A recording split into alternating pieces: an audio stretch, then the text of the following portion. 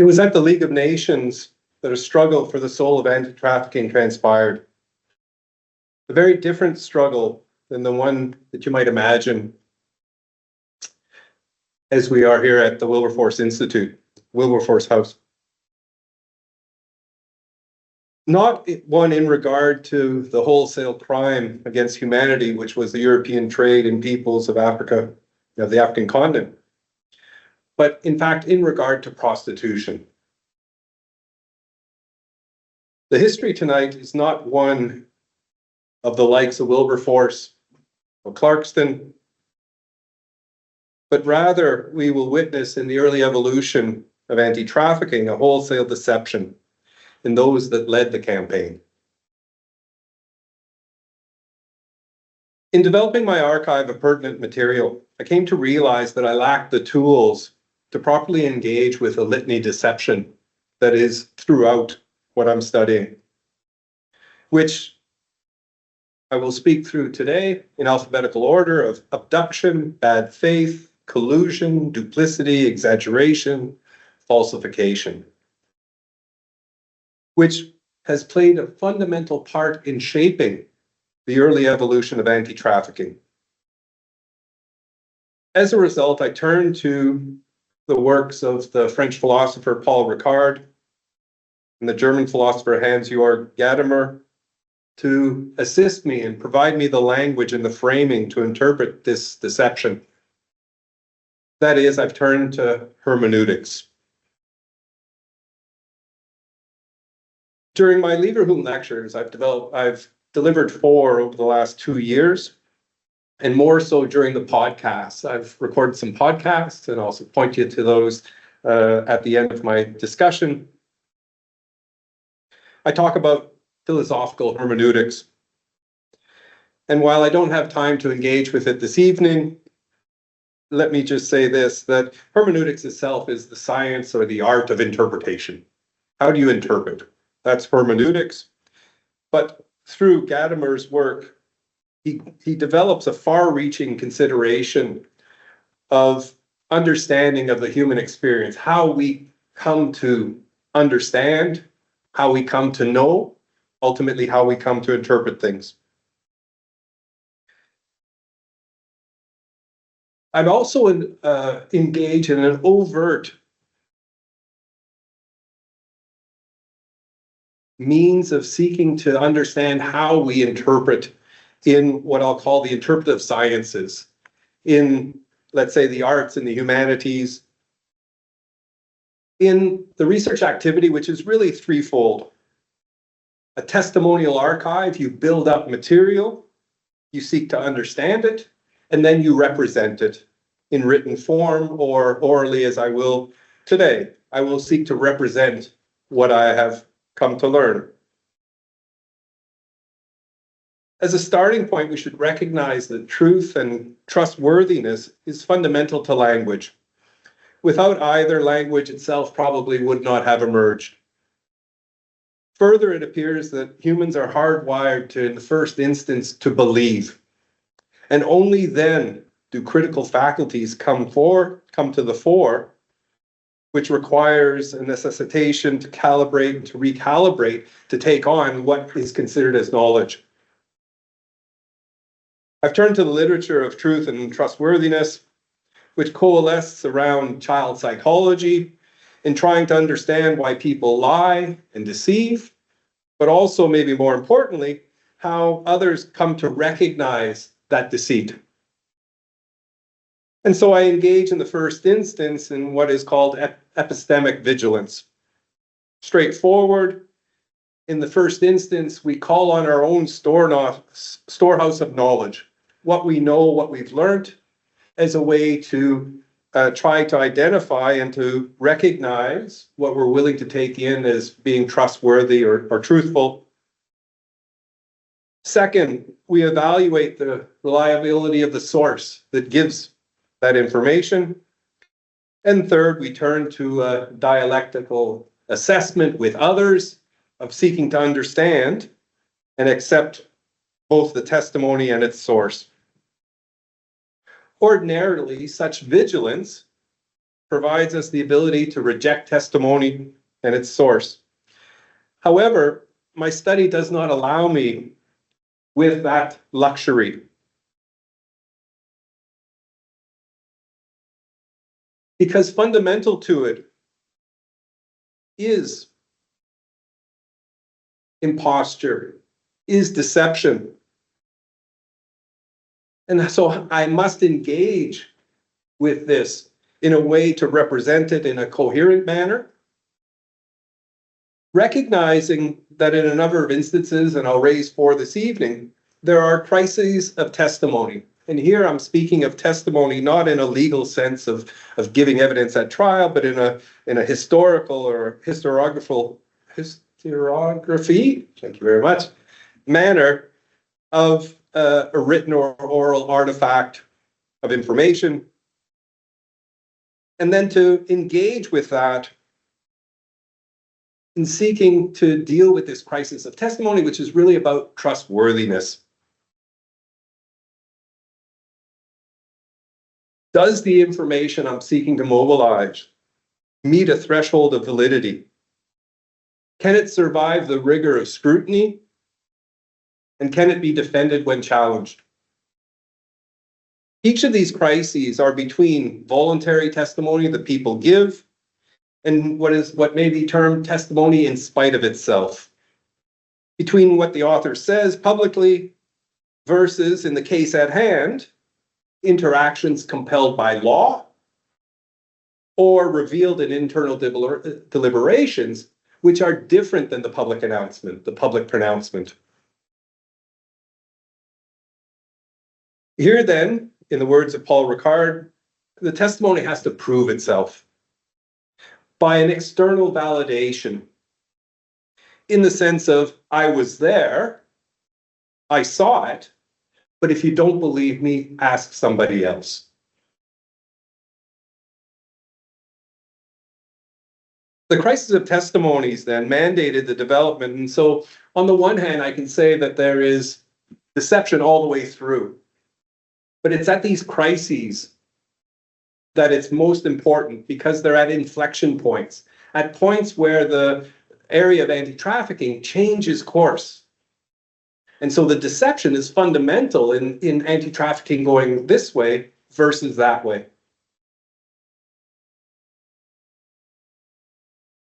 So I've had to, in the first instance, deal with, let's say, the technical hermeneutics of having to triangulate, to, in reading secondary literature, to work my way back. What was the original source? And so it's I would say, much more legwork is required, has been required than elsewhere where you have let's say, a rather stable understanding of things. Historical narrative, which has already been scrutinized and there's some rigor to it, open to interpretation, yes, but in the main, a representation of the events that took place. Not so in the material I've been looking at. Beyond looking at and engaging with this kind of triangulation is a recognition, again, in Ricard's work, of the so-called schools of suspicion of Freud, Marx, and Nietzsche. That is, that there's a recognition that text and testimony has multiple layers of meaning, that beyond the surface, testimony may carry deeper significance to provide insights into motivation and approach. Ricard points to submerged meanings by reference to these masters of suspicion, who in their own way cast doubt on conscious acts. Freud examines the subconscious, the false consciousness of economic alienation in Marx, and Nietzsche's will to power manifest in ideology. I take this on board to better focus an understanding of deception by recognizing that the principal actors in this drama of this evolution of anti-trafficking are driven by factors which allow them to convince themselves that the wrongs that they are carrying out are negligible in light of the greater good that they are seeking to achieve. Amongst the factors at play in these declared ends sought is an overarching religiosity, Protestant and evangelical in nature, a development of this into a specific secular morality, an international elitism benefiting from a deference to the authority of expertise in seeking to impose a social order globally in the face of a declared evil. It's through these means of vigilance, of suspicion, and triangulation that I overtly think through interpretation, which for many of us we take for granted. And what follows then is a snapshot of these episodes which steer anti-trafficking in a certain direction through these inflection points that I've mentioned. Thank you, Simon, for your introduction. I want to also thank Judith for arranging things for me this evening. Back in Kingston upon Hull for me is always a treat. It's a beautiful city. You may not recognize it. I hope you do. It's really, for me, it's always a treat to be here, to see and to walk around and to look around. I was earlier walking around an area that I didn't know around Trinity Market, only to realize that, in fact, Trevor Bernard had brought me there when I had first arrived. We had the opportunity to have lunch there and to get to know each other. And so I wanted to mention this in regards to the positive energy that I felt. Also to recognize that amongst friends and family and co-workers, there continues to be mourning, and I acknowledge that, and I acknowledge also Trevor's, the intersection of our lives for which I'm richer for. So with that, let me turn to some of these, the first of these four examples.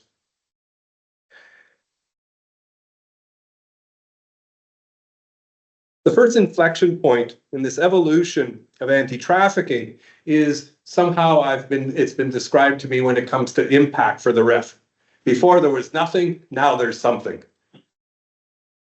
And that nothing is the concept of trafficking is conceptualized, is born. A change is afoot when the prostitute female is reconceptualized as a white slave. Her work migration to the brothels of continental Europe, a traffic. And those that are seeking to assist them become abolitionists. This transpires at the hands of Josephine Butler, who through sheer dedication wills it into being. As a result, the very source of anti-trafficking can be laid at her feet. This despite the fact that its original and most visible manifestation, the 1880 Brussels affair, we find that there was little in it. As a result, if we consider the white slave traffic not as fact, or even as a metaphor, but we consider it as a simile, that is, that it was as a white slave traffic, or like a white slave traffic. We recognize it for what it is: an abuse of language, a simulacrum, an imposture twin. Neither enslavement nor traffic is at play. What remains is this adjective white, which provides a window onto a world where the racial pivots, meant to bring home to England the horrors that it and other European states had visited upon African peoples for centuries by a false equivalency, which should provide food for thought the way it was used then and the way it is used today. Josephine Butler rose to prominence as the leader of a legislative lobby group focused on repealing a set of 1860 Contagious Disease Acts. Repeal is to abolish, thus abolitionists. This Contagious Disease Acts, this series of acts, targeted prostitute women as the means of addressing venereal disease. This flowing from the Crimean War debacle, medical debacle, which saw 50% more of a British bachelor army on sick leave than in the field of conflict, 30% of which with venereal disease. Butler's legacy is ambivalent and therefore rather muted. Though she was instrumental in what has been termed what is widely considered as one of the founding moments of modern feminism, the first ever successful repealing of legislation at the hand of advocating women. Yet Butler is a complicated character. Her otherworldliness makes her a challenge for allegiance. Butler is born to the landed gentry of the borderlands of Northern England, a cousin to British Prime Minister Earl Grey. She was the belle of the ball. She was also a tortured soul. Let me read this for you. I once had the honor of meeting Josephine Butler. It was an inspiration, a tragic figure, yes, but so human, the embodiment of a dream, of an idea, a poem in herself, a lyric. It was in a private house at a drawing room meeting. She told this story.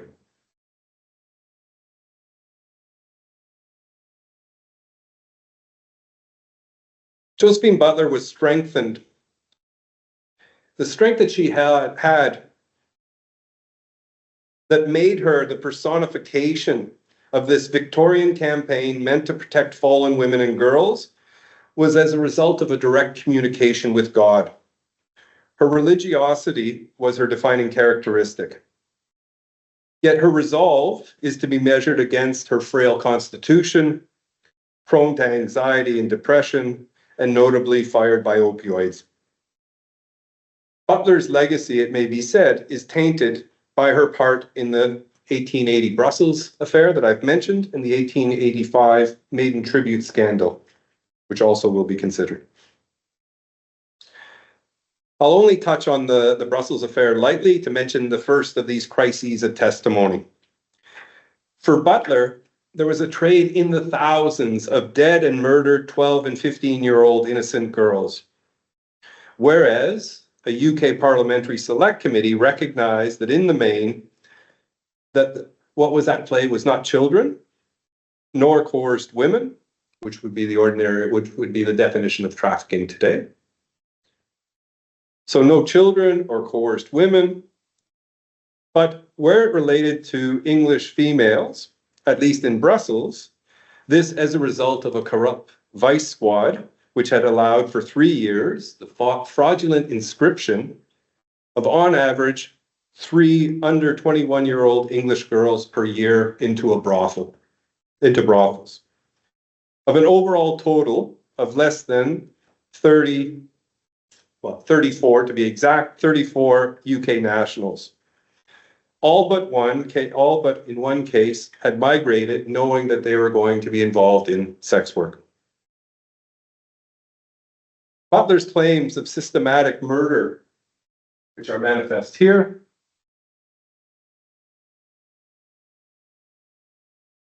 were investigated and no evidence found. The claims she made, which a Brussels publisher was reproduced, was found guilty of libeling the head of the police and the vice squad. This leads to a case of testimony in spite of itself, because Butler is deposed for this case. So the intervention of the law, if you wish, requires Butler to speak truth. When she is deposed, she does not repeat these claims, though later she reproduces it and says that effectively everything that she had said had been proven.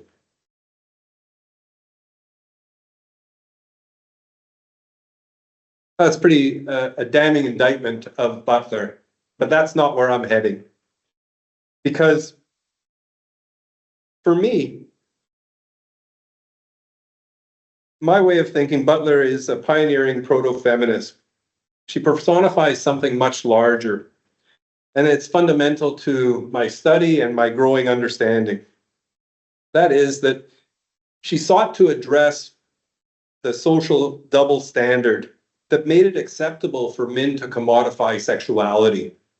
And she sought to challenge that as a fundamental basis of gender equality, that you couldn't have gender equality unless you dealt with this question of the commodification of sexuality by men.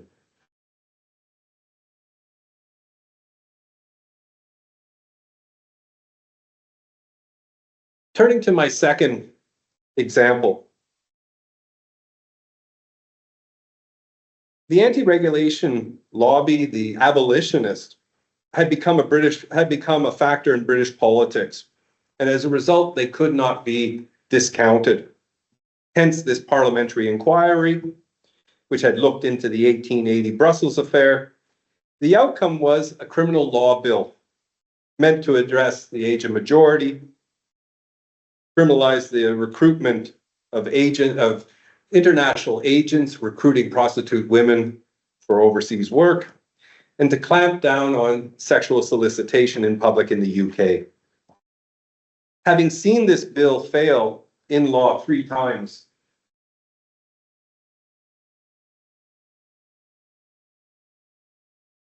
they turned to William Stead, often recognized as the originator of tabloid journalism. His most recent biography is called Muckraker, who in 1885 promises readership over 4 installments the report of a special and secret commission of inquiry dealing with sexual criminality. This self-appointed secret body had a clear objective, often stated. That was to mobilize the public in favor of the passing of this criminal law bill that had failed already 3 times. Amongst the secret commission was Josephine Butler, who came to play a crucial role in Stead's expose, but also Bramwell Booth, the number 2 at the Salvation Army, the son of the founders of the Salvation Army. On the basis of a 6-week investigation, Stead's maiden tribute transfixed Victorian public with various titillating stories of prostitution. While the Brussels affair had hit a nerve with the British public, the 1885 maiden tribute to modern Babylon sent shockwaves through the United Kingdom. The series had, by Stead's estimation, sold 1.5 million unauthorized bootleg copies, compared to the Pall Mall Gazette's 4-day circulation total of less than 50,000. The main tribute had its intended effect. Little more than a month after the 4th and final installation, the Prevention of Crime Amendment Act 1885 received royal assent, coming as it did in the wake of riots in the streets, an estimated 250,000 people in Hyde Park rallying in favor of its adoption. As such, the maiden tribute was one of the most successful pieces of scandal journalism of the 19th century. But that's not where the scandal lies.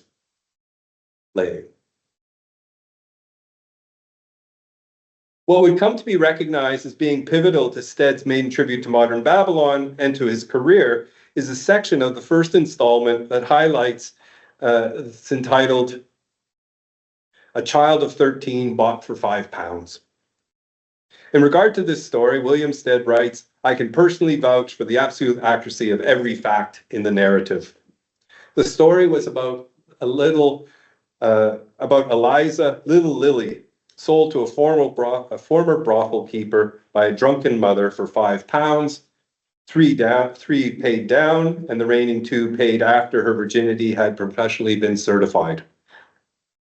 Yet Stead's successful campaign to compel the UK Parliament to enact criminal law was underlaid by a ticking time bomb. As it would be revealed, and later a court would find,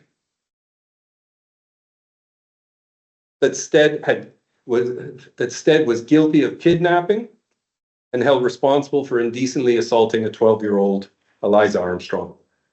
We could probably say it's the largest newspaper scandal in British history.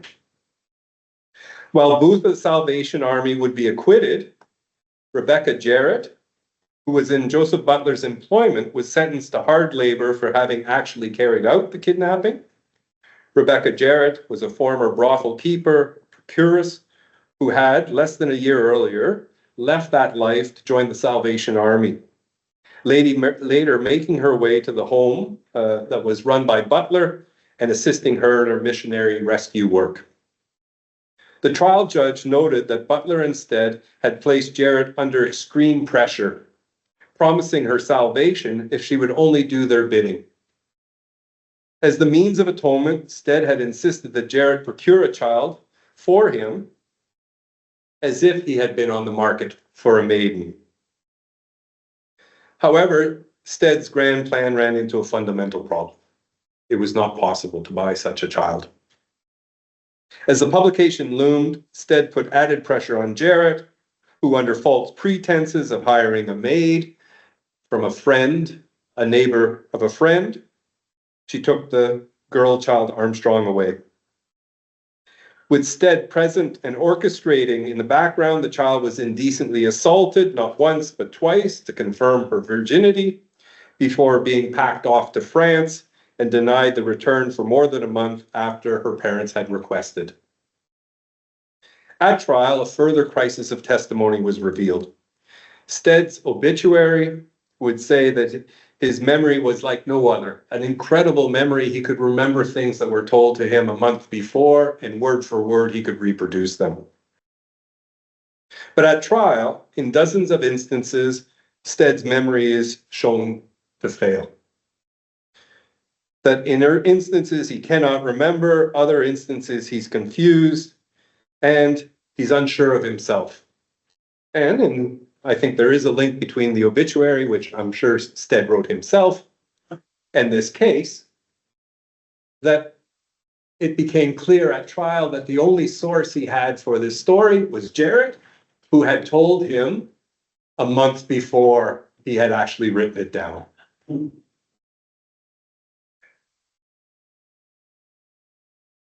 For its part, the Maiden Tribute not only brought the Criminal Law Amendment Act into existence, but it also gave birth to the National Vigilance Association, with Butler, Stead, Booth amongst its leadership group. During its first 30 years, the National Vigilance Association was led by William Alexander Coote in such a way as to solidify the very term vigilantism.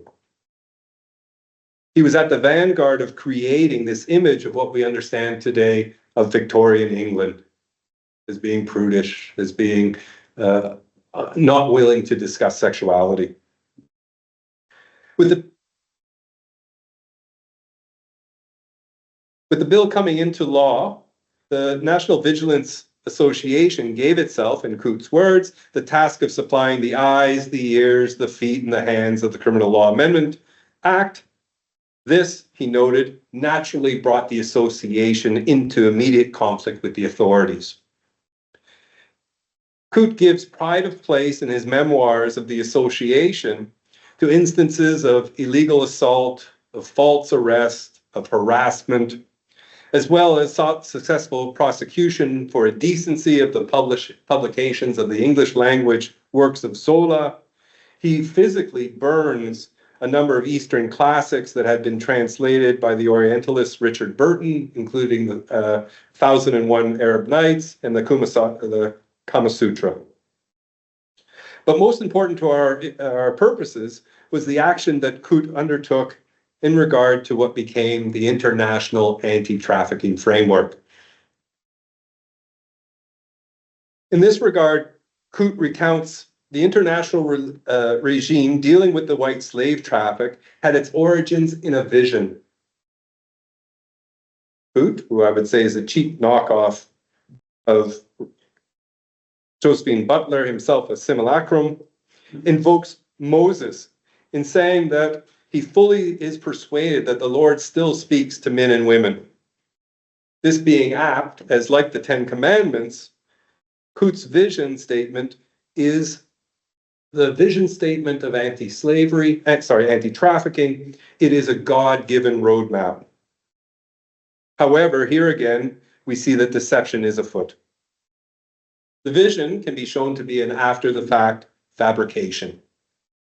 As the events outlined in this founding document of anti-trafficking took place otherwise.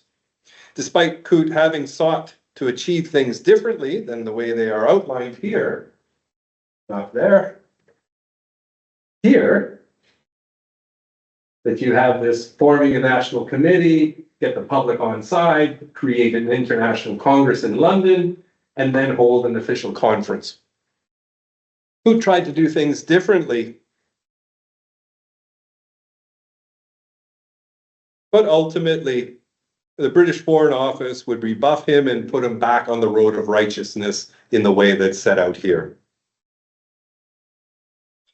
France would ultimately hold this official conference in 1902, which would lead to the establishment of two white slave instruments. The 1904 agreement, which was really about keeping a lookout for young girls and women at train stations and ports in the age of steam. Supervised employment agencies, but also here to target prostitute women themselves, or those that were assumed to be. That's the 1904, that's the first anti-trafficking instrument. In 1910, you have another convention which effectively establishes this dichotomy that exists today between, on the one hand, girls, where if they are trafficked, whether there is consent or not is irrelevant, and women who are trafficked, that is, brought across an international border against their will, be it by fraud, violence, or ultimately some other means of compulsion. This is what trafficking is understood as in the context of the language is Victorian, right? We're talking about prostitution, but it's in order to gratify the passions of another. Person has procured, the trafficker, for immoral purposes across an international border.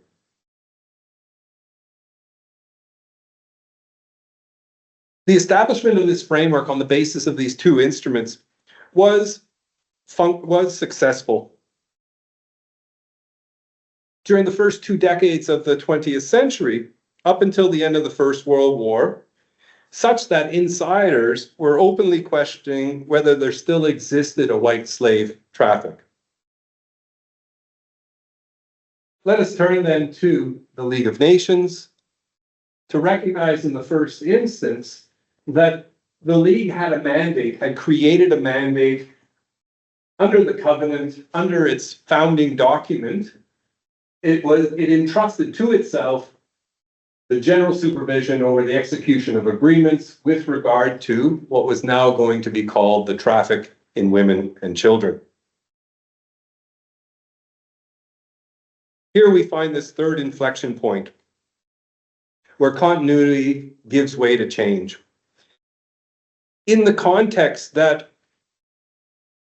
this white slave traffic is wrestled away from France and brought into the League of Nations, where again, deception is king, in the context of collusion.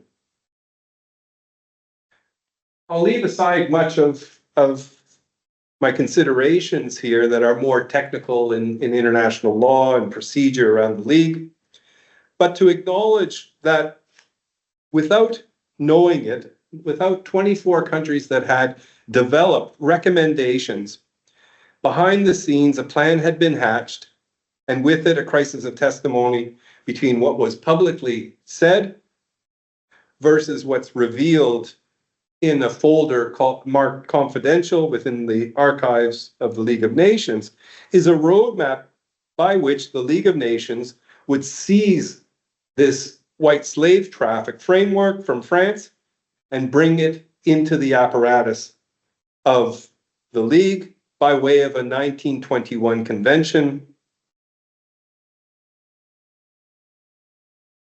created not in the interest of these 24 states of the League of Nations, but in a British interest that reflected the British interest in developing that instrument. The League, having established this 1921, captured, if you wish, the anti-trafficking framework, the question was, to what end? And here I come to this final episode of this move from continuity to change. in this further evolution of anti-trafficking, which manifests itself, which is concretized, if you wish, in another legal instrument. So the changes that are taking place are then brought into a legal instrument, which then cannot necessarily be changed. It is where we end up. It changes the system from 21 to 33, a convention on the traffic in women of full age.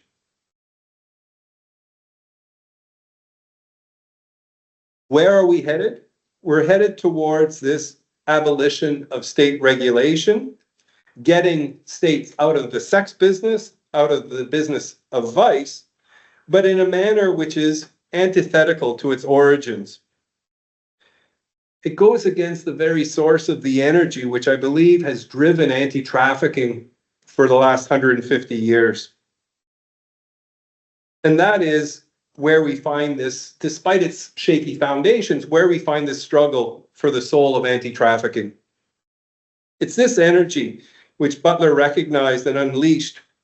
Her liberal feminists, before the term, consideration of prostitute women as victims, and the double standard which promoted and allowed men to commodify sexuality gives way to a frontal assault on the prostitute women themselves.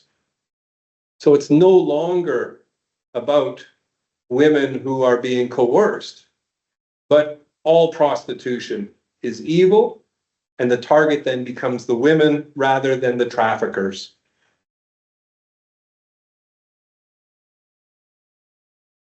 It's for this reason that Butler would distance herself from Coote instead, as she considered that women should not be criminalized for having to make hard choices in a hard world. That in the context where the National Vigilance Association and its international arm became the main organ of an attack against prostitute women and brothels, and was unsuccessful in seeking to exclude the travel of single women anywhere in the world. That attack, manifest in the League of Nations, was widened to commercial prostitution and now became global in scope.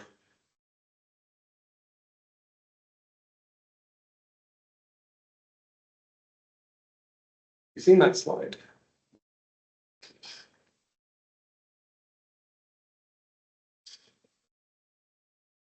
The League of Nations would lean towards abolition, and it would do so on the basis of an unexpected source, the United States of America. Given that, as you may know, that the United States was never a member of the League of Nations. Yet, as Ludwig Tornes shows in a 2022 study, by the 1920s, the United States had become a scientific superpower. In the other United Nations, beyond collective security, which was really the essence of the high politics of the League of Nations. The American influence in growing and shaping the technical, functional elements around health, disease, education, was, without doubt, fundamental to the growth of the League of Nations. Primarily through US philanthropy, which was, in his words, early, permanent, and massive. The League's secretariat, from its perspective, reciprocated in its cooperation by involving the United States at any cost. Within 3 years of the League's establishment, it was agreed that owing to the generosity of our friends in America, that an investigation into trafficking would take place with the assistance of the Bureau of Social Hygiene. This American Bureau of Social Hygiene was established in 1911 by John Rockefeller Jr., the only son of one of the richest ever Americans. The establishment of the Bureau was the result of Rockefeller having been a foreman of a 1910 grand jury in New York City, considering commercial prostitution. The Bureau of Social Hygiene like personal hygiene, was meant to keep, in this case, society clean and healthy. It was, in Rockefeller's words, to be a permanent organization that in targeting vice would go on generation after generation, continuously making warfare against the forces of evil. This, of course, being the age of prohibition, of alcohol, crackdown on gambling. The Bureau provided the equivalent in today's dollars of $5 million to the League of Nations to carry out 2 investigations, and more generally supported the activities in this domain of trafficking in women and children. The area of prostitution, it should be emphasized, was the only one in which Rockefeller had a personal interest. Given that the donations of the Rockefeller money to the League of Nations in today's dollars was more than $100 million, it shouldn't come as much of a surprise that the League bended to the will of this Bureau of Social Hygiene. The first of these inquiries that the League took in regard to trafficking considered 27 countries in the Americas, in Europe, and in the Mediterranean basin. That report on its findings was 2-part, a popular part and an evidence part. In spite of the League's public posture, we bear witness to deception once more. It's manufactured of this report not only is one which deceives the general public, but it also deceives the majority of the members of the special body of experts who had drafted the report, which is revealed in the internal documents. So here again, we see deception, we see testimony in spite of itself.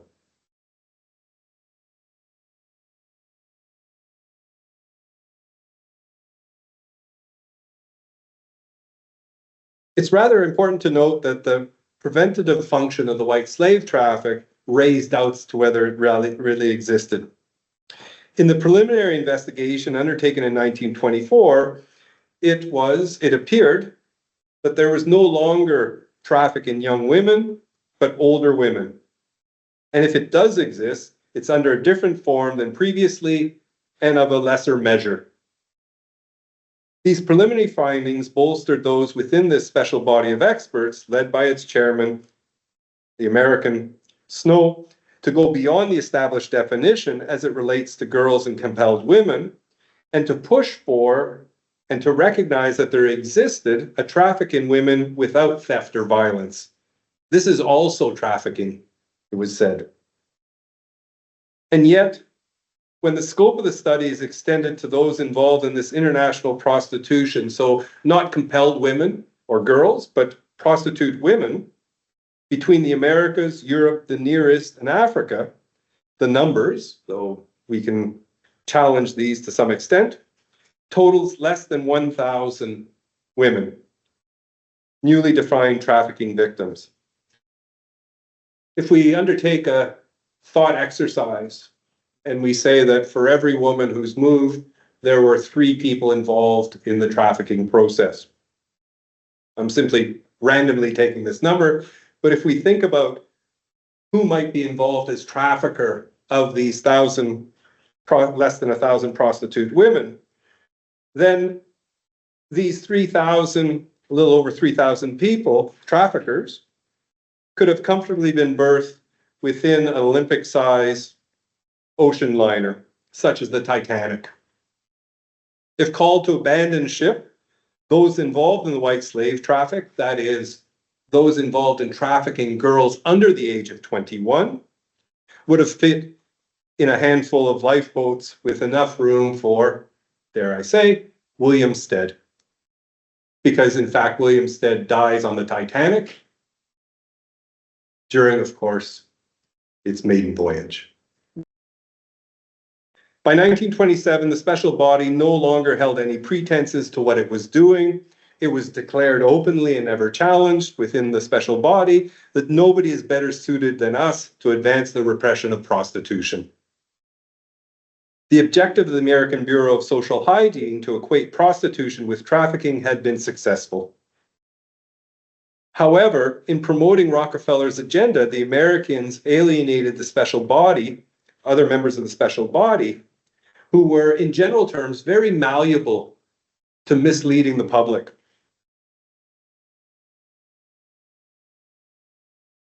This was all laid bare in 2009 in a French language study by the historical sociologist Jean-Michel Chaumont, who demonstrates in various ways that this special body of experts itself manipulated the findings of the investigation so as to present a picture to the public which deviated in fundamental ways from the empirical findings brought back from the field.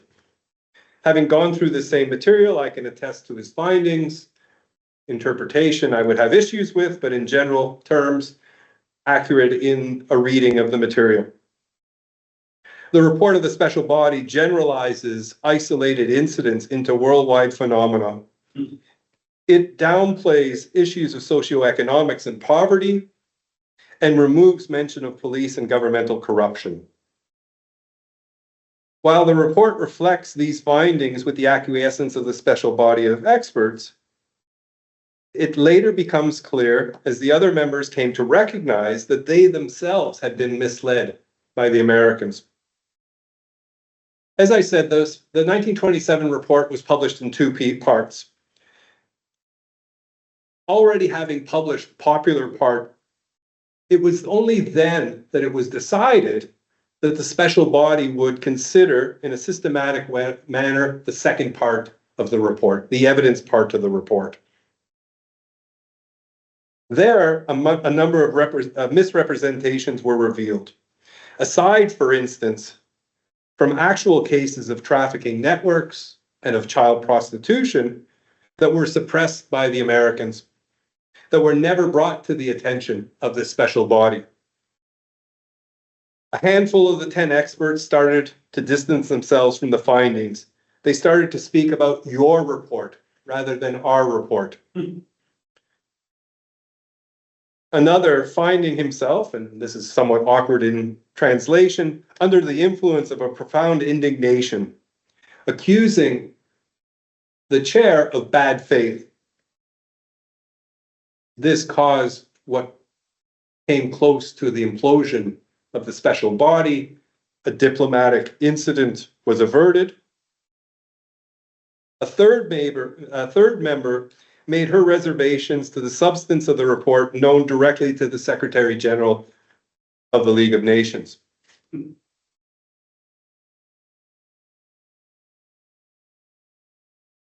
One of those that had raised issues, the French member, stating that the statistics that had been produced appeared to be a fantasy.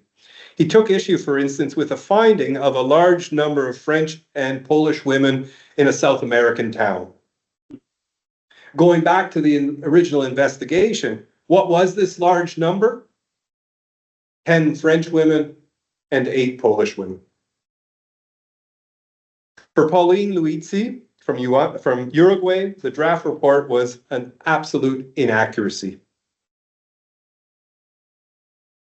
Luizzi, who was, I would say, rather bullied by the special body, had her formal protest to the Secretary General had protested to the Secretary General of the League of Nations that the way in which South America had been portrayed was unacceptable. This, however, was swept under the carpet. Sir Eric Drummond consenting on the papers, saying that this was the best way out of a difficult situation in being able to sweep it under the carpet while maintaining his relationship with Rockefeller. The 1927 report of the Special Committee of Experts was an inflection point. It changed the very nature of what constitutes trafficking and led directly to this 1933 convention, which reimagined trafficking to involve consensual prostitute women. This was done rather deftly, but also through deceit, in that all that was done was to remove the age element when it came to the previous conventions. So, in the words of Chaumont, If it's decided to extend to those above the age of majority the measures of protection consisting of the prohibition of sale to minors, then that's purely and simply a ban on the tobacco, right? So if we have a ban that says nobody under 16, nobody under 18 can buy tobacco, if we get rid of that age element, what's left? A ban of tobacco. The same thing happens when it comes to this instrument. You have a prohibition against the traffic in children above a certain age. You get rid of that. Below a certain age, you get rid of it. It's an outright ban on prostitute women.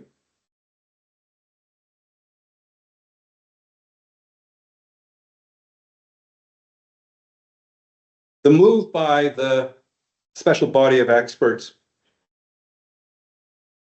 to put an emphasis on getting rid of this age element was fundamental to the League of Nations putting it on the agenda and then seeing it through to 1933.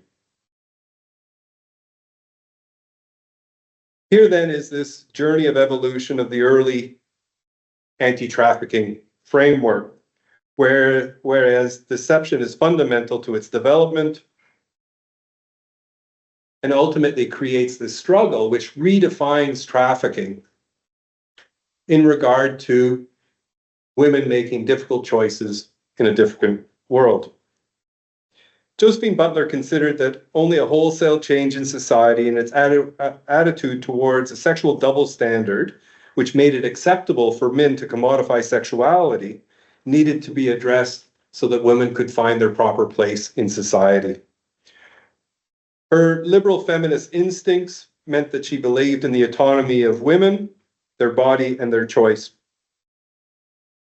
Her thinking was encapsulated in the early white slave traffic instruments, the 1904, the 1910, and remained in the 1920 instruments, addressing girls and compelled women, rather than what transpires in 1933 with the commercialization of prostitution more generally.